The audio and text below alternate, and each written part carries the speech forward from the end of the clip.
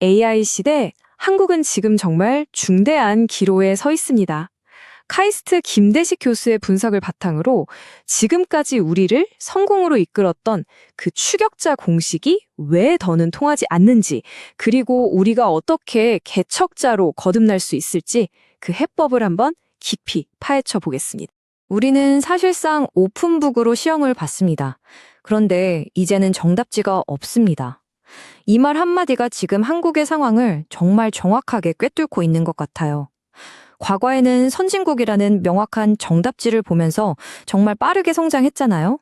하지만 AI 시대라는 이 새로운 시험장에선 그 누구도 정답을 몰라요. 바로 여기서부터 한국의 딜레마가 시작되는 겁니다. 자, 첫 번째 파트입니다. 낡은 성공 공식의 종말. 지난 50년간 한국을 이끌어왔던 그 따라잡기 전략이 왜 이제는 우리 리더들에게 일종의 심리적 멘붕을 안겨주고 있는지 한번 살펴보겠습니다. 이 표를 보시면 그 변화가 한눈에 들어옵니다. 왼쪽이 바로 추격자 시대죠. 정해진 정답이 있었고, 벤치마킹할 대상이 있었고, 기술 주기도 비교적 느렸습니다. 근데 오른쪽의 AI 시대는 완전히 정반대예요. 정답은 없고, 우리가 직접 개척해야 하고, 속도는 극단적으로 빠릅니다. 50년 걸릴 변화가 5년 만에 일어나는 완전히 다른 게임이 시작된 거죠. 그래서 누군가는 답을 알고 있겠지. 일단 좀 지켜보자 하는 우리의 문화적 본능이 오히려 발목을 잡게 되는 겁니다. 근데 진짜 중요한 사실은요, AI의 산업적 적용에 있어서는 구글도 애플도 그 누구도 정답을 모른다는 거예요. 모두가 똑같은 출발선에 서 있는 셈이죠. 이건 단순히 전략의 문제가 아닙니다. 과연 우리는 이 깊이 뿌리내린 심리적인 관성을 극복할 수 있을까요? 두 번째, 그럼 왜 추격이 불가능해졌을까요? 왜 그토록 잘 통했던 빠른 추격자 모델이 더 이상 먹히지 않는 걸까요? 이건 단순히 의지의 문제가 아니라 게임의 규칙 자체가 근본적으로 바뀌었기 때문입니다. 지금 이 상황이 얼마나 긴급한지를 보여주는 좀 충격적인 예측이죠. 우리가 아는 빅테크 기업 중 절반이 사라질 수도 있다는 거니까요. 이건 심지어 현재 시장을 지배하는 거대 기업들조차 안전하지 않다는 뜻입니다. 변화의 속도가 너무 빨라서 잠시 지켜보다가 따라가는 전략은 이제 통하지 않아요. 그건 그냥 뒤처지는 지름길일 뿐입니다. 추격자 모델이 깨진 이유는 크게 이 세 가지로 요약할 수 있습니다. 첫째, AI의 압도적인 속도. 이건 따라잡을 틈 자체를 주지 않죠. 둘째, 세계화의 종말입니다. 이제 아무도 핵심 기술을 공유하지 않는 말 그대로 각자 도생의 시대가 열렸습니다. 마지막으로 새로운 세대의 가치관, 과거와 같은 희생을 더는 요구할 수 없게 됐죠. 이 세 가지 거대한 변화가 우리에게 이제 스스로 길을 찾으라고 말하고 있는 겁니다. 자, 그럼 세 번째, 이제 해법을 이야기해 봐야죠. 자전거 타기 배우기. 놀랍게도 그 시작은 어떤 대단한 기술이 아니라 새로운 마음가짐에서 출발한다고 합니다.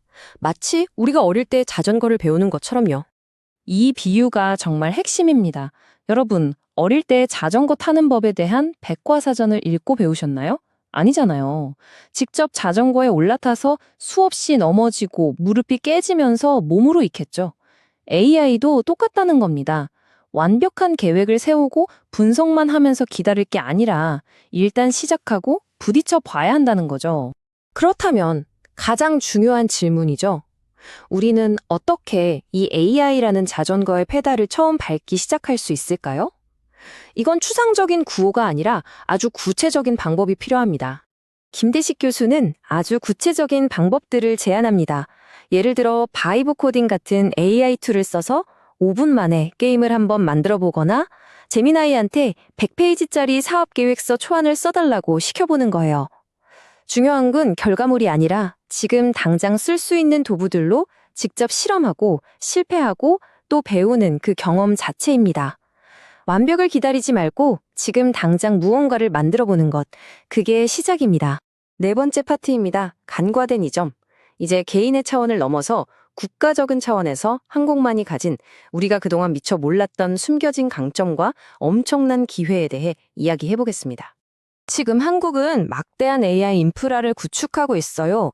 수십만 장의 최신 GPU를 확보하고 있죠. 그런데 역설적이게도 이 엄청난 컴퓨팅 파워를 사용할 서비스, 즉 수요가 아직은 부족합니다. 그렇다면 이 강력한 도구를 대체 어디에 써야 할까요? 한국의 진짜 경쟁력은 어디에 숨어 있을까요? 정답은 놀랍게도 바로 공장입니다. 좀 의외인가요?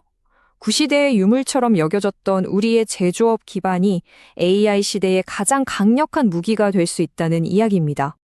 여기서 피지컬 AI라는 아주 중요한 개념이 등장합니다. 이건 챗 GPT처럼 인터넷에 있는 텍스트나 이미지로 학습하는 AI가 아니에요. 로봇이나 자율주행차처럼 현실 세계와 직접 상호작용하는 AI를 말합니다. 피지컬 AI는 인터넷에는 절대 없는 데이터, 바로 움직임 데이터를 먹고 자랍니다. 5번째, 한국의 데이터 해자입니다. 바로 이 움직임 데이터를 통해 한국은 그 누구도 넘볼 수 없는 경제적 방어벽, 즉 데이터 해자를 만들 수 있습니다. 이게 바로 우리에게 주어진 절호의 기회라는 거죠. 한번 상상해 보세요. 로봇을 학습시킬 데이터의 질이 얼마나 다를까요? 미국에서 고용한 아르바이트생이 가르치는 움직임은 그냥 기본적인 수준에 머물 겁니다. 하지만 40년 동안 용접만 해오신 울산의 장인이 보여주는 그 미세한 손목 각도, 힘 조절, 이런 데이터는 차원이 다르죠. 수십 년간 축적된 전문가의 노하우가 고스란히 담긴 데이터니까요. 이 비유가 정말 재치 있지 않나요? 미국 학생이 가르친 로봇은 물병을 그냥 툭 주지만 한국 학생이 가르친 로봇은 공손하게 두 손으로 건네줍니다. 어떤 데이터를 학습했느냐에 따라서 로봇의 행동에 문화적인 그리고 기술적인 뉘앙스가 그대로 반영된다는 겁니다. 이게 만약 정교한 제조 공정이라면 그 품질 차이는 상상을 초월하겠죠. 자, 이게 왜 엄청난 전략적 자산이 될까요? 첫째, 이 데이터는 인터넷에 없는 우리만 가질 수 있는 고유 자산입니다. 둘째, 한번 확보하면 누구도 복제할 수 없는 국가적인 독점 자원이 되죠. 셋째, 이건 마치 미국에게는 GPU, 중국에게는 히토류 같은 강력한 외교 카드가 될 수 있습니다.